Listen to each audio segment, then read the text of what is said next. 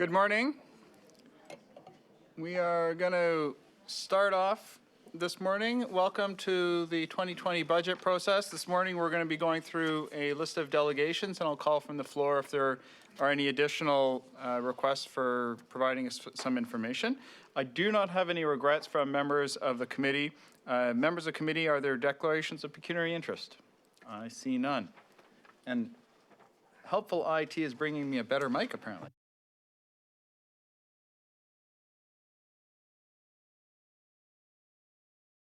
Well, I'll keep using this one until it gets better. I can use them both. We'll see if we get feedback. So, for everyone's interest, any member of the public wishing to speak further regarding an issue on the 2020 Budget Committee agenda for today may appear before Council at its meeting on December 16th, 2019 at 7 p.m. when the recommendations from this meeting will go forward for final consideration. If you wish to speak as a delegation, please sign the sheet located at the back of the room or notify the Clerk's Department no later than noon the day of the Council meeting. Any PowerPoint presentations must also be forwarded to the Clerk's Department no later than noon the day of the meeting.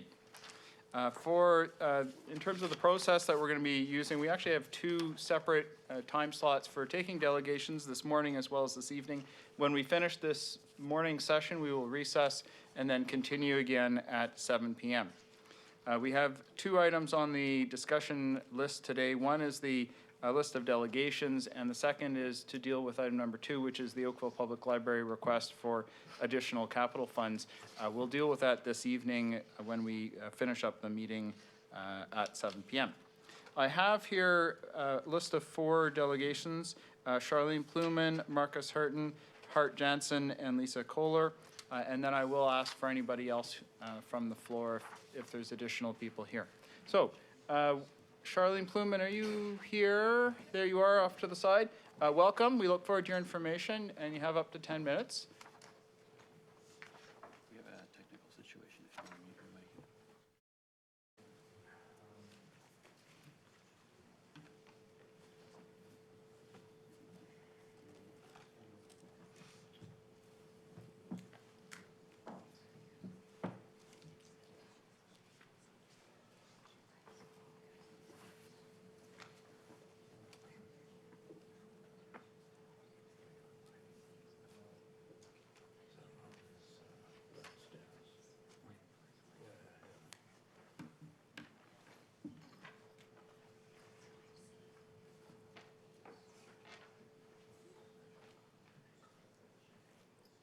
We are having some technical issues, and that's to say that if you had a PowerPoint, it's not showing up on our screens. And I'm old school today. I've just got a letter, so I'm Excellent. making it easy. Then old school is fantastic. I understand that at least one of our delegations this morning does have a PowerPoint presentation, and we're hoping that by the time it's that person's turn, all will be resolved and good.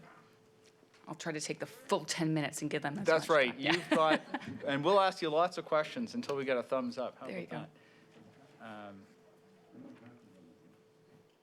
And as soon as we get this handed out, we're good.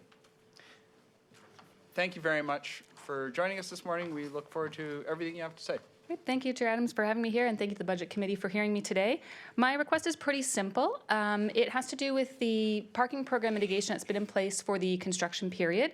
And first off, thanking the town and council for putting that forward. So throughout the project, we have had free parking on Saturdays and free first hour Monday to Friday using the Honk app, which has been incredible, and the customers and the businesses have really appreciated that part of the mitigation project. It is set to complete, though, in November 2020 when the construction project completes. And I foresee this as a bit of an issue for 2 reasons. One is that, when the project completes, we want to be celebrating. We want to be saying, we're done. Look how beautiful it is. We see the first half. We're getting very excited. And to welcome them back in with open arms and not put any new restrictions on them. The other reason I see it as a bit of an issue is just the timing. So that November 2020 timing puts us right at the start of holiday season for 2020. It's a time when most other municipalities are advertising free parking, and I'm not getting into wanting, that for the holiday season. I'm just talking in particular this program. But at a time when the other municipalities are talking about come to us, shop at us for the holidays, enjoy free parking, I think it would be a real miss for us to have to advertise, come to downtown, the project's done, you have to pay now. And I think we would have to advertise it because people, after a year and a half of having it free on Saturdays, will hopefully have gotten used to it, and we would have to advertise out, you now have to pay. And I really think it would be a poor negative PR move for Oakville as a whole to be seen as charging when everybody else is offering it free, and at a time when we're trying to say, thank you for your patience in this project, thank you for putting up with the fences and the closed roads and all of the detours and all of the hassle, and we're done, and by the way, start paying us to come. So I just think the timing of it is not the right timing. What I would propose is we keep that program going until the end of 2020. It's only 6 more Saturdays that we would be making free. We would therefore roll out the parking program as it normally is, so paid on Saturdays and without the free hour with honk, starting January 1. It's a better time to introduce something new. It's a time of renewal and change for most people anyways. So to say it's back to normal come 2021 is a bit easier to sell and to communicate out to the members of the public, less confusion for them and less hardship for them too. By my very rough calculations, I looked at what the cost of the program was estimated to be in the current mitigation plan, and I just extrapolated it and said, okay, if it was X amount for these many weeks, how much is it going to be to do it for another 6 weeks? And the cost is quite low. We're looking at in and around $19,000. Again, those are pretty rudimentary estimations based on the estimated cost of the current program, which is about 0.006% of the overall budget being put forward. So I think it's a pretty minor influence in the budget for what I think would be a real win and an avoidance, more importantly, of a potential real loss and a look on negativity on Oakville that we're just trying to avoid. So it's a pretty simple ask. I'm sorry I didn't take the full 10 minutes, but that's the ask as it stands, and I'm happy to answer any questions. It looks like you used up enough time, so thank you. Are there any questions? Go ahead, Councillor Haslett-Thiel. My question is more for staff. I understand that we will see in December the report on the construction and the plan for 2020. Can you just comment, has this, because it's been discussed before, would this be included in that report, which is the same night we vote on budget? Through you, Chair. Yes, we are looking at what are the options for mitigation, including parking solutions as well. So they would be included. I can't say necessarily the program that's been presented by Charlene, but looking at parking will be part of that report. And of course, any changes in terms of the parking is funded through the parking reserve, so that can be dealt with on the 16th quite effectively. Sure. My other comment is just, Charlene, thanks once again for always championing for the BIA and for the businesses, and I would agree with you, the ask is minor. Thank you very much. Any others? Thank you very much. I think we've got some good information from our staff there in terms of the process that would go forward for this particular. See you on the ask. 16th. Okay. Thanks again. Thank you so much. Okay, Marcus Halton, I believe your presentation is up and functioning, and we look forward to your information. Good morning. Committee Chair, Mr. Mayor, and council members. I guess, do I need to run this? I think it needs to be double-clicked on. Sorry. Is that one there?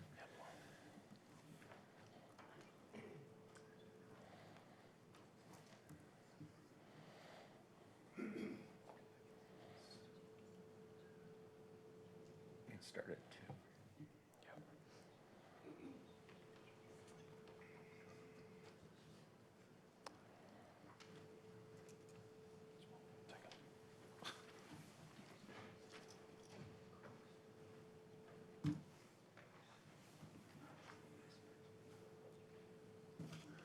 I'm prepared just to speak as well if this doesn't, if this is too cumbersome. It looks like they are trying really hard to enlarge it.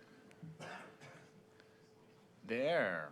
Now we'll fully appreciate everything you have to say. Or not. Now we will. Thank you for your patience. Okay, good morning, Committee Chair, Mr. Mayor, and council members. My delegation here today is to request consideration for a specific budget item to study north-south active transportation linkages in the Trafalgar Road vicinity. It would fall under the 2020 capital budget heading of community development and infrastructure planning.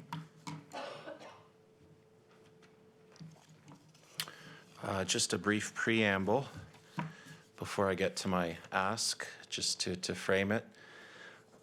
I see this as an opportunity. We keep talking about parking. This is a solution to parking for cars. Oakville has many great destinations along the Trafalgar Road corridor. Investments continue to be made, which will draw more people to shop, work, study, and recreate in the area. Many of these destinations are a short distance from the Go Hub and existing communities in Wards 2, 3, 5, 6, and even the new Ward 7.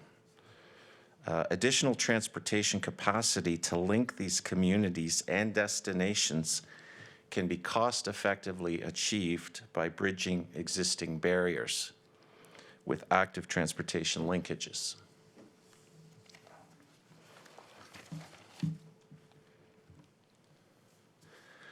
The current situation, and I'm part of the local community in Ward 3 and also a member of a cycling club and several organizations, and a local resident who likes to walk and bike.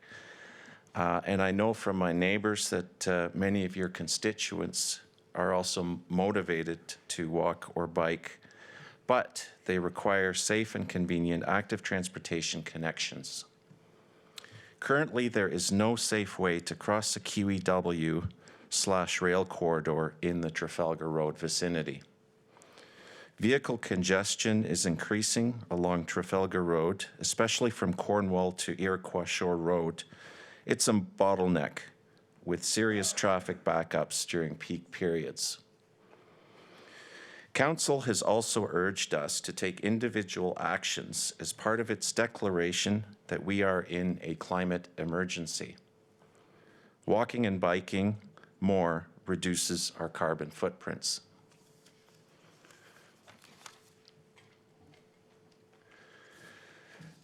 In 2017, Council and staff reviewed the town's ATMP, Active Transportation Master Plan. Several delegations, one which included mine, requested that the plan include a connected network of safe cycle lanes. Today, I'm continuing to advocate for such a network, also known as a minimum grid. Only with such a network in place can a significant mode share shift be realized.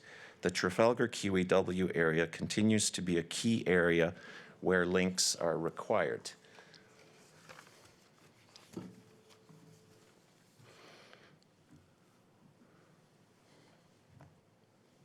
Oh, part of this didn't come up. Anyways, the solution is already there. We have north-south active transportation linkages identified in the master plan for Midtown and in the ATMP. There's a slide there from what I believe is the most recent version of the Midtown plan. While many details still need to be worked out and funding secured, parts of the plan, specifically the active transportation linkages across existing barriers, could be started today.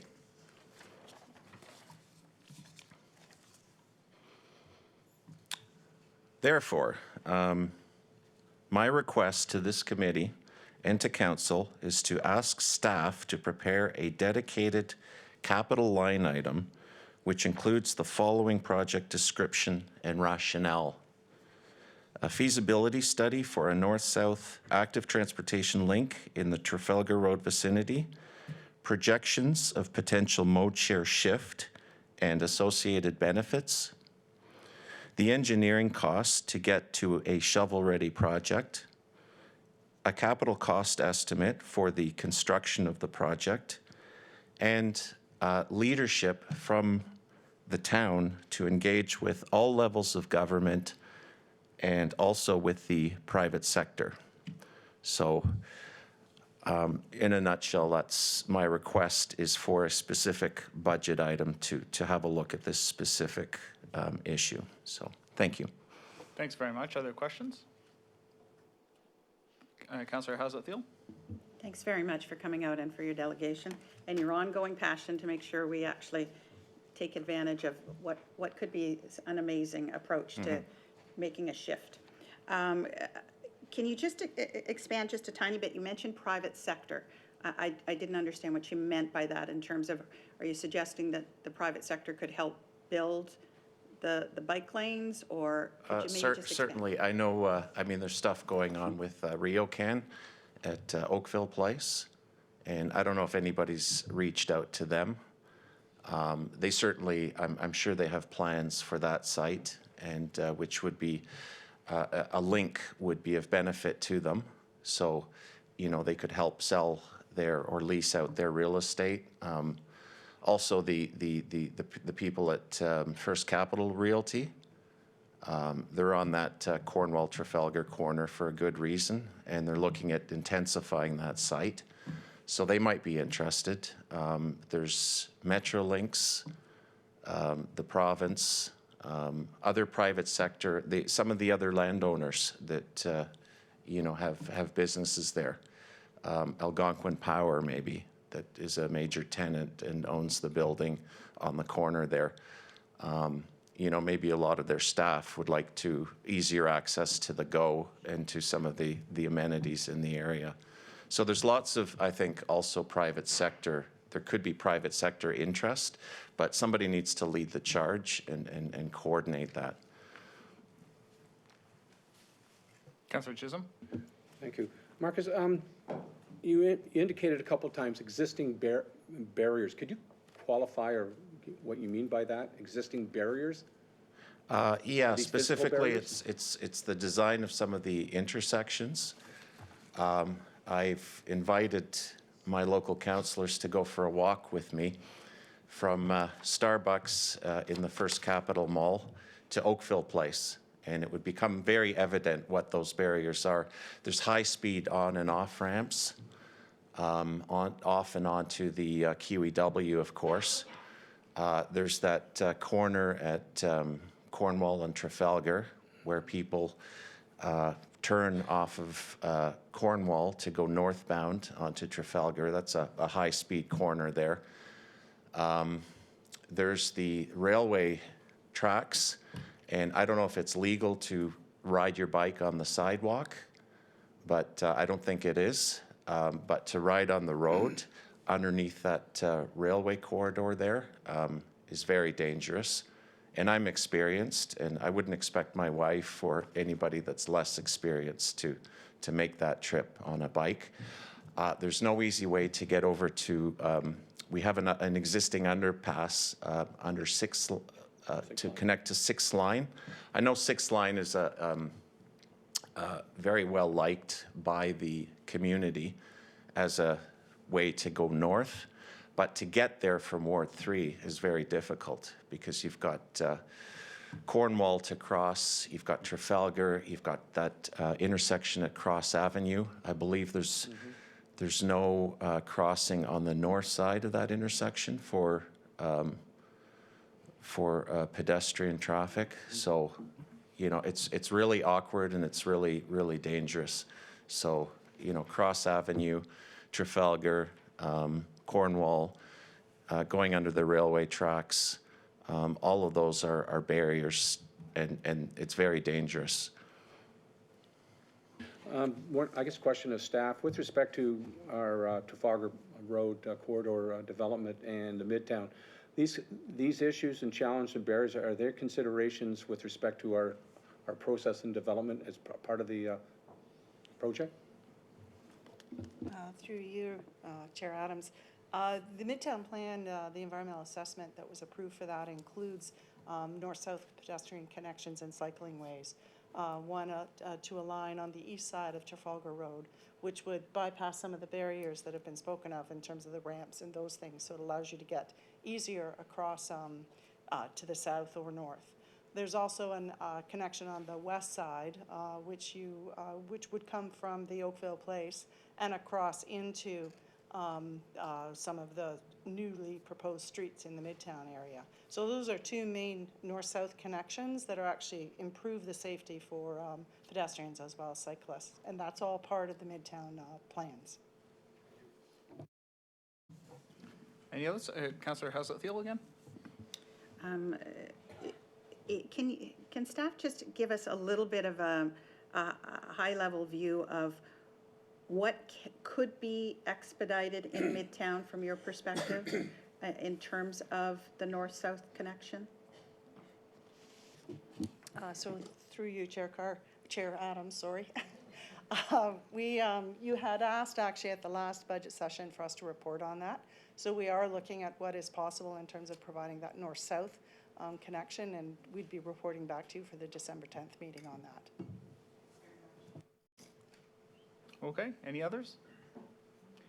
Thank you very much for the information. We appreciate your endeavor, and we are working on improving these crossing points, as you've heard. Okay. Thank you, Chair. Okay, Hart Jensen, welcome. We look forward to your information. I'm not sure if you also have. I have copies. I don't have a Copies? PowerPoint.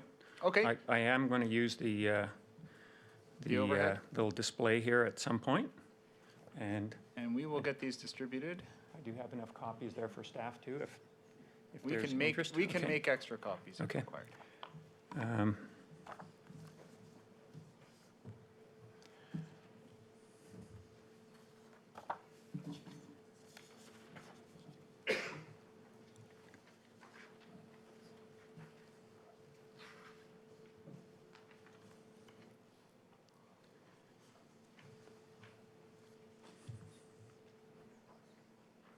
They have been distributed. Thank you very much. Okay.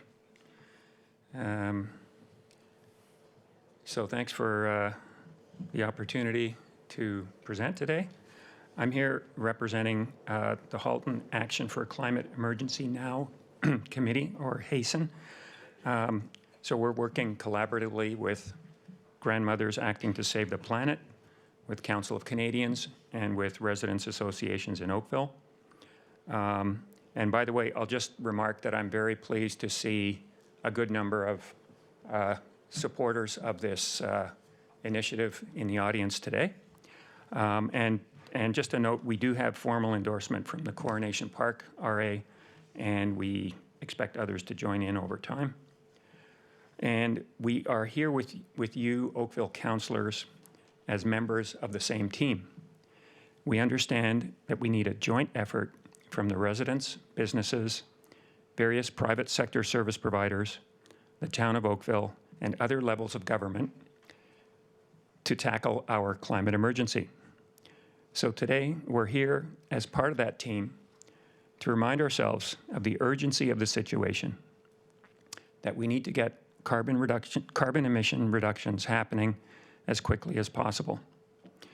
In light of our declared climate emergency, we hope that the town can find a fraction of 1% of its budget to supplement this crucial and urgent activity.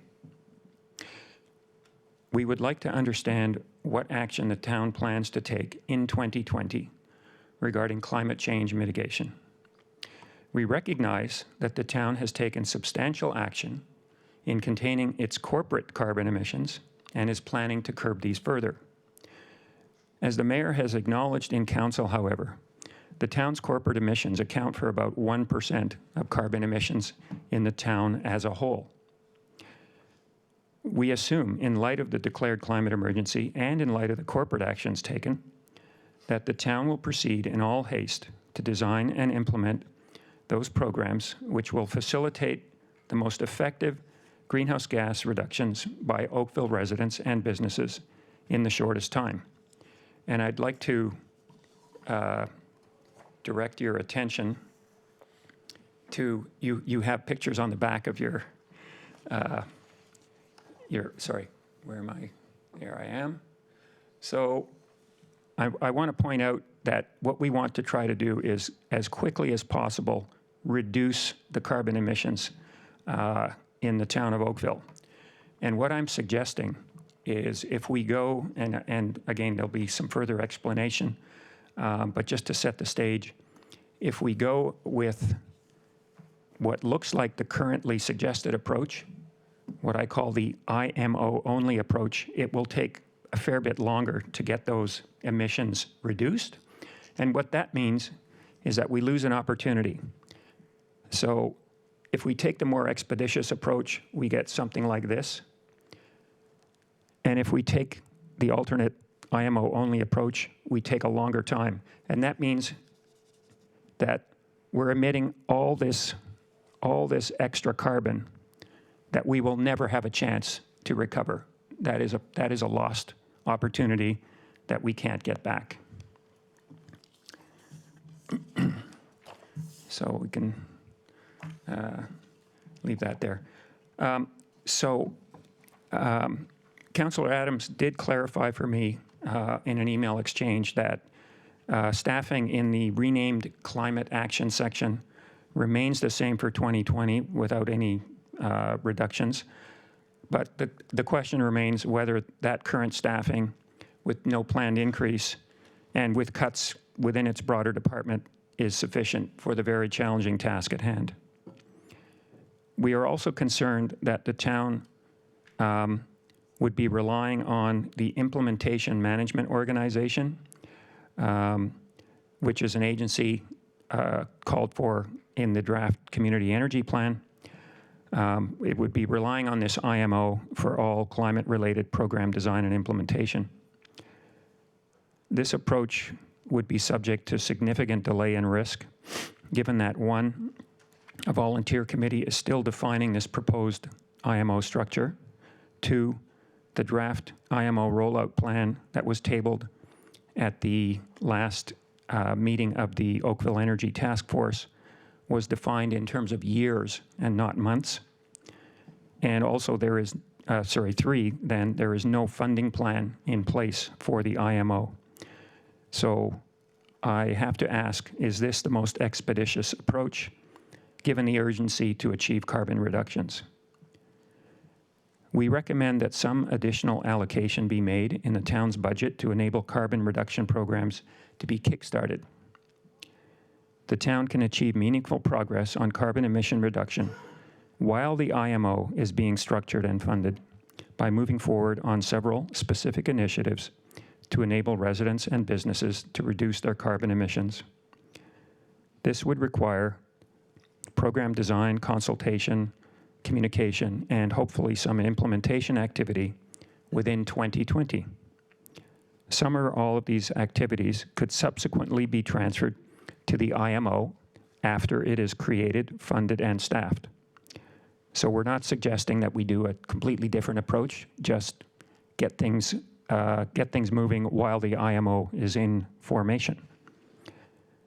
We are further concerned about the apparently inadequate targets that have been discussed at the most recent Energy Task Force meeting, but this is the subject of future meetings of full council. We look forward to your feedback to leave us better informed as to what targets will be set for carbon reduction activity in 2020 and in the 2020 to 2022 timeframe, and what budget will be allocated to enable the town of Oakville to facilitate its part of this action. Thank you. Thank you very, very much for all the information and the exchange of information previously. I appreciate that. We should note that there are opportunities and ways in which we can fund projects that might come forward mid-year. We do this on a, I wouldn't say regular basis, but we do it on a frequent basis where we have projects that come forward to council for consideration, and they require either one-time funding or they become a regular funded project or program over the years. And in the first year, they'll often be funded through a reserve fund or some other funding mechanism to get it started. And I think that is likely to be the method that we might be considering for this particular issue. We understand the report's coming back early in the year, and that'll be the point where we say, okay, we know how big it is, and we know what source of funding we'll use to get it going. That's likely to be the best method, because by then we'll know how big the ask is more precisely. And whether we're putting aside a particular chunk of money now or a particular chunk of money later, it'll amount to the same thing. We do have in our capital project a particular project that's a $50,000 funding allotment for the project name's the Integrated Community Sustainability Plan, and that's one of the sources of funding that could be used for this particular issue. I'm going to see if there's some questions, and there are. Councillor Chisholm. Thank you, Hart, for the presentation. Well done. The question I have with the IMO, are they aware of your position, or do you have any membership on the IMO? Is there a coordinated effort working with them? We did send a letter to the co-chairs of the task force, but I mean, we have no direct participation in the task force that's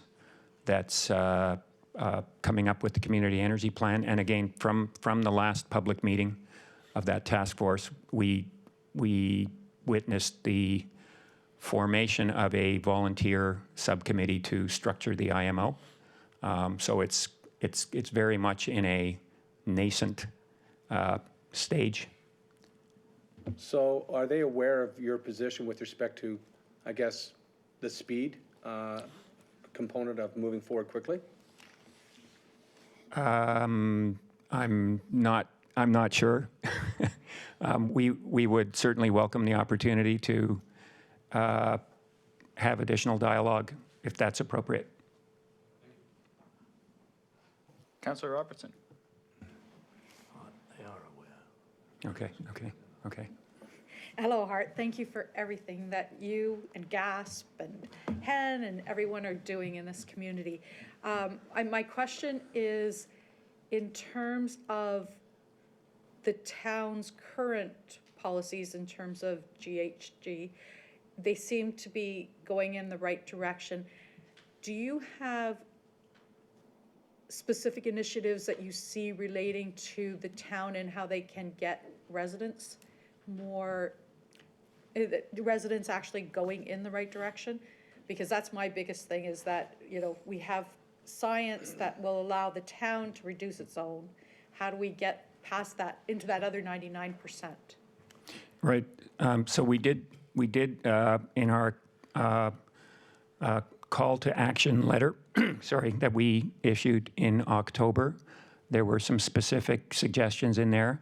And just for the sake of brevity, I'll mention one, which I think is sort of could harvest some low-hanging fruit, so to speak, and that is the energy retrofit initiative.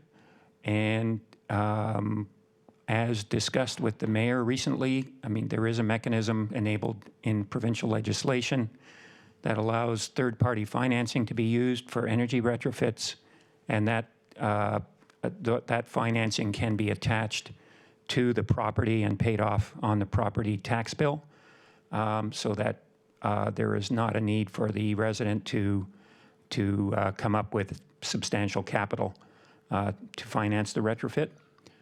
So that's one example where, regardless of what happens with the IMO, the town would have to structure, at least administratively, a program that would enable that to happen. Thank you. Then a question to staff. Do you see something like that being able to work?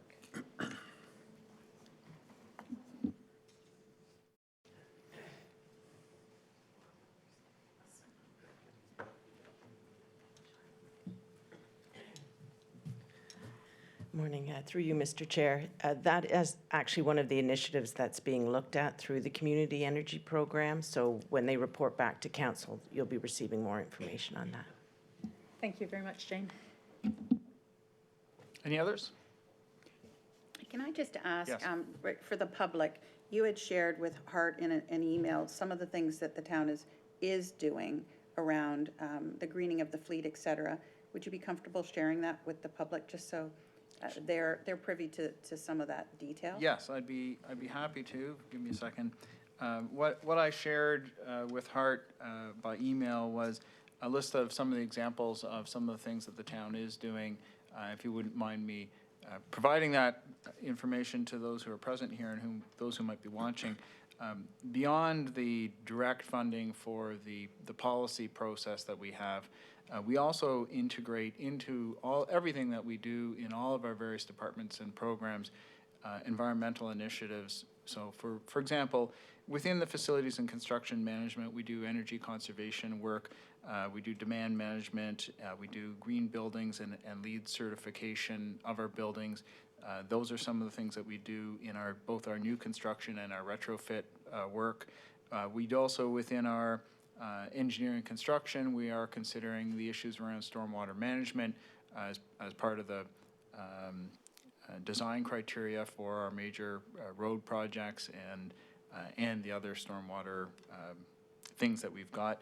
We do have substantial funding in our active transportation plans. We have in our transit world an effort to electrify our bus fleet, and that's a very major transition that's happening. We have tree plantings, we have the invasive species programs that we run, we have the shoreline management work that we do along the lake. In our roads and works, we have a fleet greening program that's in fact been around for quite some time and has been transitioning most of our fleet where it can be done appropriately.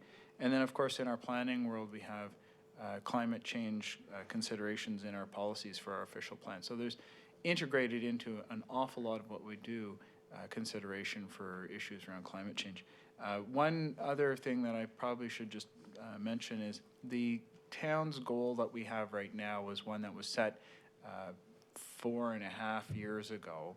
And at the time, the goal that we set, which is an 80% reduction below 2014 levels by 2050, was considered way out there and an aggressive target at the time. And I hear what you're saying in terms of where targets could be, and I think council will be considering that when it comes back as a report. I know that when we discussed it 4.5 years ago, we had a debate about what the right kind of target and whether we ought to be more aggressive, and we did push our target to become more aggressive than it had been proposed. So I think council is likely to be happy to consider both more aggressive targets for the long term and more aggressive medium and short term targets as well. Thank you. I hope that's helpful. Thank you very much for joining us. I think that's extinguished all the questions that are here from committee. Lisa Kohler, you are next. Welcome. We look forward to your information. Did you have a presentation? No? Very good. We look forward to hearing from you then. Thank you. Thank you to the Oakville Budget Committee for entertaining my delegation this morning. I'm here this morning to encourage you to have a climate lens on the current budget. I'm a resident of Oakville. I'm proud to say I grew up here. My family lives here. I have some business owners in my family that work and propel good economic businesses here in Oakville. My nieces, nephews, daughters, we all live, enjoy our community, and are proud to call ourselves Oakvillians. I also stand here today in front of you as the Executive Director of the Halton Environmental Network. I'm also on the board of Green Communities Canada. I'm the regional organizer for Climate Reality Canada. I have a degree in environmental policy and analysis, and I'm proud to say I sit on the Community Energy Task Force as well for the town of Oakville. I need to thank the Oakville Town Council for their dedication to climate action. Declaring a climate emergency, supporting sustainable building, greening the fleet, propelling the Community Energy Task Force, and having an amazing team in Suzanne Matter, Tricia Henderson, Denise Ergin, in the Climate Action Strategy and Policy Division. I'm here today to really encourage you to lean in and be a leader in climate action. We know that climate change is significant. Reportedly, in 2018, global losses were $140 billion. This number is eclipsed by an estimated additional uninsured cost of $200 billion globally. In 2018, the Intergovernmental Panel on Climate Change report stresses that we only have 12 years left to stop the runaway climate. That is an average of 2 business cycles, according to the Bank of England's Finance Policy Committee. To limit warming to 1.5 degrees Celsius requires a 45% decrease by 2030 and net zero by 2050. The changes needed to keep warming below the 1.5 degrees Celsius are enormous. Massive reallocation of capital is needed. The International Energy Agency estimates a transition to a low-carbon economy could cost $3.5 trillion. That's in the energy sector, energy retrofitting, and massive changes globally. In order for carbon to stabilize by 2050, nearly 95% of our electricity supply must be low carbon. 70% of new cars must be electric. Carbon dioxide intensification of building sectors must fall below 80%. We do have a lot of work to do. I urge this committee to ensure Oakville has a climate lens on the current budget. I understand this challenge is enormous, but the risk is too great. We need to ensure our buildings are resilient. We need to add capacity to staffing. We need to support the community energy plan. We need to support authentic engagement of our residents.